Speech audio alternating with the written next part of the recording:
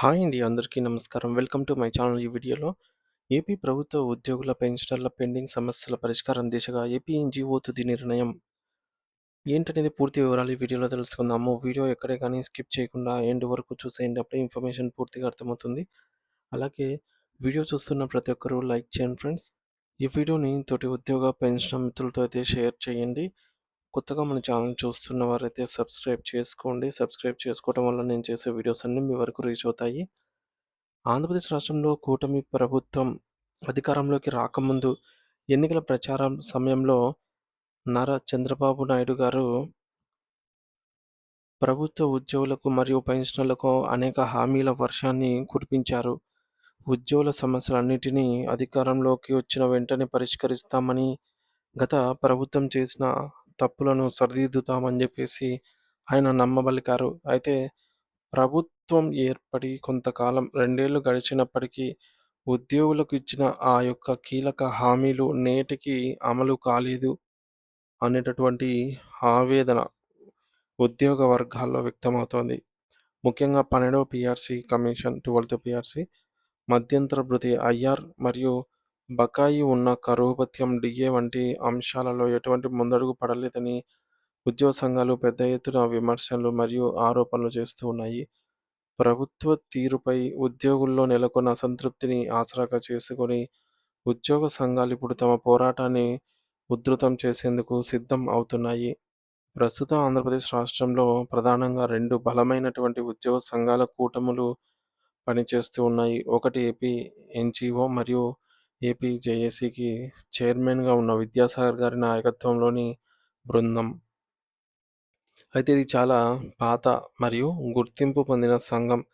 మరొకటి AP Amaravati JAC chairman మరియు revenue service association అధ్యక్షులు బొప్పరాజు వెంకటేశ్వర్లు గారి ఆధ్వర్యంలోని కూటమి. అయితే రాష్ట్రంలో దాదాపు 105 వివిధ రకాల చిన్న మరియు పెద్ద సంఘాలు ప్రభుత్వ గుర్తింపు పొంది ఉన్నప్పటికీ, ఈ యొక్క 2 పెద్ద కూటమిల పరిధిలోనే మెజారిటీ ఉద్యోగులు పనిచేస్తూ ఉన్నారు. అయితే ఇక్కడే మనం ఒక విషయాన్ని స్పష్టంగా అర్థం చేసుకోవాలండి. ప్రభుత్వం గుర్తింపు పొందిన సంఘాలు వేరు, కేవలం రిజిస్ట్రేషన్ నంబర్ కలిగి ఉన్న విభాగాల వారి సంఘాలు వేరు. గ్రామ సచివాలయ ఉద్యోగులు, విలేజ్ రెవెన్యూ సిబ్బంది, వెటర్నరీ డాక్టర్లు వంటి ప్రత్యేక విభాగాల సంఘాలు సొసైటీ యాక్ట్ కింద రిజిస్టర్ అయ్యి ఉంటారు. కానీ ఇవి తమ డిమాండ్ల సాధన కోసం పైన పేర్కొన్న ఏపీ ఎన్‌జీఓ లేదా అమరావతి జేఏసీ వంటి పెద్ద సంఘాలకు అనుబంధంగా ఉండవలసి ఉంటుందన్నమాట. అయితే ఈ యొక్క 2 ప్రధాన సంఘాల మధ్య ఎప్పుడూ ఒక రకమైన ఆరోగ్యకరమైన పోటీ లేదా వర్గపోరు సాగుతూనే ఉంటుంది. ఎవరి పరిధిలో ఎక్కువ సంఘాలు ఉన్నాయి, ఎవరికి ఎక్కువ మంది ఉద్యోగుల మద్దతు ఉంది అనే విషయంలో విద్యాసాగర్ మరియు బొప్పరాజు వర్గాల మధ్య నిరంతరం చర్చ జరుగుతూనే ఉంటుంది. ఏపీ ఎన్‌జీఓ అనేది ఉమ్మడి ఆంధ్రప్రదేశ్ నుండి ఎంతో చరిత్ర కలిగిన సంఘం అన్నమాట. దాదాపు 70 ఏళ్లకు పైగా చరిత్ర కలిగినటువంటి ఈ యొక్క సంఘంలో గెజిట్ అధికారులు కూడా చేరడంతో ఇది ఏపీ ఎన్‌జీఓగా రూపాంతరం చెందింది. ఇందులో teachers association, UTF, STU, APTF వంటి మెడికల్, హెల్త్, అలాగే సోషల్ వెల్ఫేర్, అగ్రికల్చర్, జిల్లా పరిషత్ మరియు పోలీస్ మినిస్ట్రియల్ వంటి అనేక కీలక శాఖల ఉద్యోగులు సభ్యులుగా అయితే ఉన్నారు. విద్యాసాగర్ గారి నాయకత్వంలోని రాష్ట్ర కమిటీ ఈ శాఖల సమస్యలపై నిరంతరం పర్యవేక్షణ చేస్తూ ఉంటుంది. అయితే ఉద్యోగ సంఘాల మధ్య ఉన్నటువంటి ఈ యొక్క విభేదాలను రాజకీయ పాలకులు తమకు అనుకూలంగా మార్చుకొని విభజించి పాలించు అనేటటువంటి సూత్రాన్ని అమలు చేస్తూ ఉన్నారా అనే సందేహం సామాన్య ఉద్యోగుల్లో సైతం బలంగా ఉంది. ఏ ఇకపోతే ఏ పాలకపక్షం అధికారంలో ఉంటే ఆ పక్షానికి ఒక సంఘం అనుకూలంగా ఉంది అనే ప్రచారం తరచుగా జరుగుతూనే ఉంటుంది.